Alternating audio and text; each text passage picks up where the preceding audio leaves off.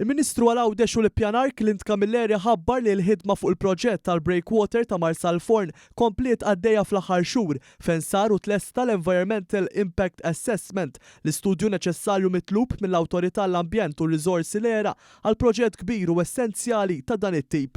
Ingħad li fil-ġimgħat li ġejjin l-ERA se tkun qed tiftaħ proċess ta' konsultazzjoni għal perjodu ta' xahar biex kull min huwa interessat jikkontribwixxi fuq id-dokument li diġà tħejja.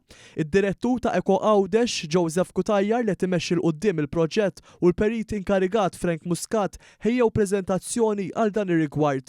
Dan il-proġett se jkun qed jinqasam fuq 4 stadji. Bl-ewwel stadju se jkun ir-rikostruzzjoni tal-breakwater ta' Santa Maria. Dan il-breakwater li għandu it-tul ta' 200 metru se jkun mibni mill-ġdid fl-istess post fejn kien hemm il-breakwater l-antik. Bekk dan il-breakwater se jkun qed jippreveni mill-maltemp li jkun ġej mill-punent, mill-Majstral u mit-Tramuntana.